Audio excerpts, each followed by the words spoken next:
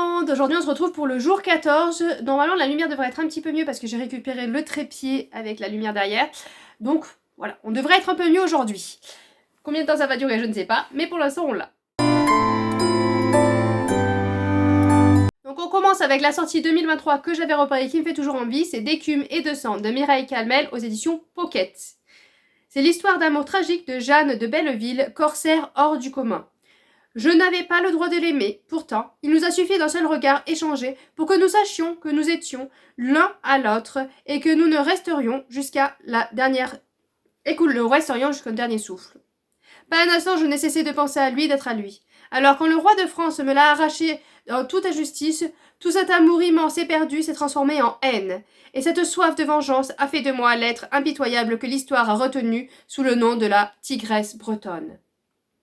Pour que ma vérité s'entende, voici ma confession, sans espoir de pardon et sans regret. Jeanne de Belleville, dame de Clison de Montaigu, le 25 avril 1359. Moi, ça me laisse curieuse. Mireille Calmel, il me semble que j'ai déjà lu un de ses livres, donc je suis curieuse d'en lire un autre. Sortie 2024 que j'ai repérée et qui est magnifique, c'est Plein ciel de Siècle Vaelban, qui est en édition reliée. Donc je vous mets la photo de l'édition reliée qui est vraiment très très belle. Bon, forcément un petit peu cher aussi, 28 €, mais très très belle. Voilà, donc c'est aux éditions Big Bang. En ce moment, Big Bang, ils vont me ruiner. Voilà, je me calme sur les deux Axus, maintenant je vais me ruiner chez Big Bang. Tout est normal, tout va bien.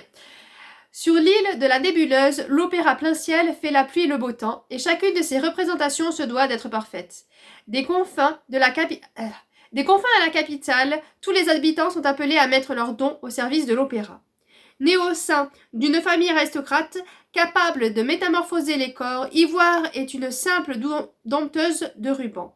Et c'est loin de son milieu social qu'elle a trouvé sa place, au sein d'un prestigieux atelier de couture. Mais lorsque la maîtresse jouée de Plein ciel remarque son talent, Ivoire n'a pas le choix. Elle est forcée d'emménager au cœur de l'opéra. La voilà plongée dans les coulisses où la vie se mène à un rythme effréné au gré des préparatifs, des intrigues de cour et des pamphlets interdits qui circulent sous le manteau et promettent un autre monde possible. Un autre monde possible. Pourquoi poussière? Ça y est, moi j'enterre tout le monde va se transformer en poussière. Tout va bien. Mais en tout cas, voilà, ça me tente plutôt pas mal et j'avoue que bon, la couverture m'a un petit peu attirée. On passe au livre de la wishlist qui me fait toujours envie, c'est Le réseau Jane de Heather Marshall aux éditions Charleston. Alors là, j'ai hésité parce qu'il me semble, voilà, je ne veux pas dire de bêtises, mais il me semble que je l'avais pris durant le... Voilà, il y avait des promos à 1,99 € et il me semble que je l'ai sur ma liseuse. Mais je ne l'ai pas trouvé, donc je ne sais pas. En tout cas, il fait toujours très très envie. Là, on est. Si vous ou une de vos amies tombe enceinte alors qu'elle ne le souhaite pas, vous devez appeler un médecin et demander Jane. Jeune étudiante à l'université de Toronto, Nancy Mitchell se raccroche désespérément à ces mots lorsqu'elle découvre sa grossesse en 1980. Mauvaise période. Le jour du rendez-vous avec le docteur Evelyn Taylor, qui pratique des avortements clandestins, Nancy suit à la lettre les consignes. Ne pas donner de nom de famille, venir seule, frapper 7 fois à la porte. Elle sait que se rendre au cabinet de St. Street pourrait l'envoyer en prison. Pourtant, quelques années plus tard, elle rejoint le réseau Jane, en dépit des dangers, pour venir en aide aux jeunes femmes dont elle partage le déchirement.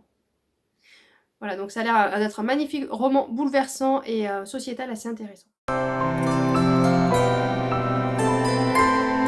Le livre de la palle que j'aimerais lire en 2024, c'est Selena, le tome 2 de Celia Russ aux éditions auto-éditées. À chaque fois je cherche édition, mais c'est un auto-édité. Les royaumes infinis. Je sais pas comment le lire. C'est bien, j'ai mis la lumière, mais du coup je sais pas comment le mettre pour pas que ça éblouisse. Et je ne sais pas. Là, non, ça éblouit dans tous les cas, je suis désolée. Donc du coup, vous voyez pas bien la couverture, mais elle est très très belle, je vous le dis. Donc là, on est dans un univers de fantasy où il y a... Je crois que j'avais déjà fait ce coup-là avec le livre. À chaque fois, non mais franchement, le livre il s'appelle comment? Selena, donc on est avec Selena. Ah, à chaque fois, c'est avec Tiziri, je crois que j'avais fait le coup. Passons. Donc, on va suivre Selena, qui est une jeune femme qui essaye voilà, qui a voulu se mettre de côté, qui voulait plus être... elle était dans un groupe de... pas hors la loi, mais un petit peu, voilà, un petit peu en dehors des règles.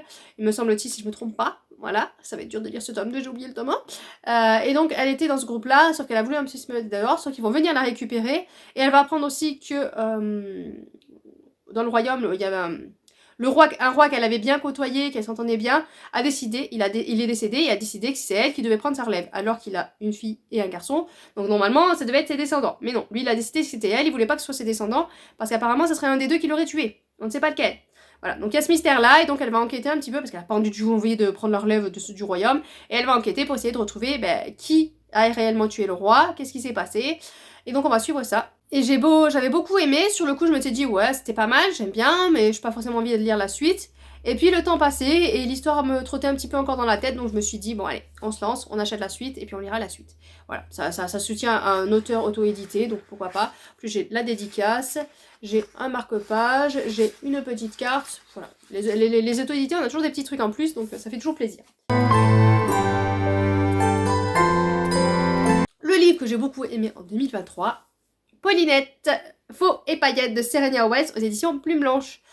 Vous avez peur des plumes blanches? Ben lisez Paulinette, vous n'en aurez plus peur. Voilà, celui-là il est écrit quand même beaucoup plus gros, il est plus destiné à un public jeunesse, mais franchement en tant qu'adulte, ça passe très très bien, on est très embarqué, enfin tout le long il y a des petites images comme ça de Paulinette. Voilà, moi j'étais morte de rire tout le long. On est avec une petite fille de 6 ans. Voilà, c'est ça, Paulinette a 6 ans. Donc elle peut enfin avoir sa première faux et partir au travail. Donc elle est toute contente, elle va pouvoir partir au travail, elle va devoir faucher des âmes. Des fois elle en a un peu marre parce que certains mettent un peu plus de temps que prévu. La lumière elle est bien mais elle me fait éternuer. Bon, on est reparti, je suis désolée, j'ai baissé un petit peu la lumière donc j'espère que ça va pas faire trop de changements. Mais en fait ça me... Voilà, je suis enrhumée et je sais pas pourquoi ça me donne envie de me moucher encore plus. Passons, ça me fait pleurer aussi, donc on va baisser un peu la lumière, je pense que ça ira mieux. Du coup, Paulinette, je ne sais plus. Voilà, un livre très très drôle, plein d'humour. J'ai bien aimé suivre cette petite fille qui doit être faucheuse, mais forcément le métier ne lui plaît pas. Elle va se rendre compte que finalement, c'est peut-être pas si génial que ça. Et puis on avance tranquillement dans cette histoire à côté de cette petite fille. Ça se lit très très vite. Comme je vous dis, voilà, l'écriture est beaucoup plus grosse que les plumes blanches habituelles. On est agrémenté de petits dessins tout magnifiques. Une belle petite histoire, vraiment. Donc si vous avez des jeunes, pareil, de 10... voilà, à peu près à partir de 10 ans, je pense que ça peut le faire nickel. Je suis en train de calculer, mais non, il n'y a rien qui peut faire peur ou quoi que ce soit. Je ne vois pas. Je ne vois pas. Après, s'il est très très sensible, peut-être, mais non, je crois pas qu'il y ait de passage qui fasse vraiment peur. Au niveau de l'humour, en tant qu'adulte, moi, en tout cas, j'ai souri par moment. Après, l'enfant, est-ce qu'il va comprendre? Je sais pas, mais en tout cas, c'était rafraîchissant. Alors, on passe à la question, et c'est quel personnage serait ton ami? Alors, je vais chercher le livre comme ça. Donc la question est, quel personnage serait ton ami? Et donc moi j'ai pris Elias dans Greka, parce que c'est un personnage qui est fort, et qui, même dans les difficultés, va te... voilà, il a un vent de fraîcheur, c'est le comique de la bande en fait, mais qui est très émotionnel. Voilà, c'est un des plus émotionnels. Je pense que c'est celui qui a le plus dur, à vivre ses émotions, et qui a plus d'émotions, mais qui va faire le comique de la bande. Je sais pas si vous voyez ce que je veux dire, mais c'est toujours les personnages que j'adore. C'est ceux qui sont qui vont être là quand t'es pas bien, ils vont être là, ils vont faire le clown et ça va t'agacer, mais en même temps ils vont réussir à un moment donné à te faire sourire et qui vont réussir à un moment donné à alléger la tension. Alors qu'au fond de lui il souffre et tout ça, mais il va pas le montrer. Et c'est le genre de personnage que j'adore. Donc c'est Elias. Et puis c'est mon petit chouchou. Aujourd'hui, je vous renvoie sur la chaîne Gwen's Read. C'est un peu en anglais, donc je suis désolée. Je vous mets la bannière ici, je vous mets le lien en barre d'infos. Allez faire un tour sur sa chaîne, allez regarder un petit peu si ça peut vous intéresser et abonnez-vous. Allez, sur ce, je vous laisse, je vous souhaite de bonnes lectures et à bientôt bien sûr.